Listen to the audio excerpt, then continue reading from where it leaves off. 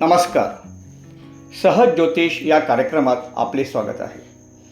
पंचांगानुसार वर्षाच्या सुरुवातीलाच जानेवारी महिन्यात मकर राशीत 5 ग्रह एकत्र येतील. सूर्य, मंगळ, बुध, शुक्र व चंद्र एकाच वेळी मकर राशीत असतील. 13 जानेवारीला शुक्र, 14 जानेवारीला सूर्य, 16 जानेवारीला मंगळ, 18 जानेवारीला चंद्र तर 24 जानेवारीला बुध मकर राशीत प्रवेश करेल. याचा काही राशींसाठी शुभयोग जुळून येत आहेत. वृषभ, मकर संक्रांतीच्या शुभ मुहूर्तावर आपल्यासाठी सकारात्मक परिणाम दिसतील. मेहनतीचे फळ मिळेल. वाणीत गोडवा असेल. नवीन प्रोजेक्टवर काम करण्याची संधी मिळेल. आरोग्य चांगले राहील.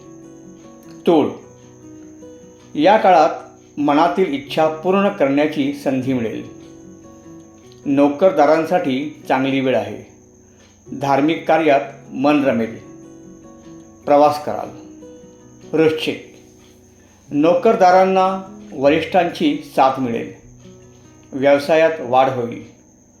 स्थावर मालमत्तेत गुंतवणुकीसाठी चांगली वेळ आहे.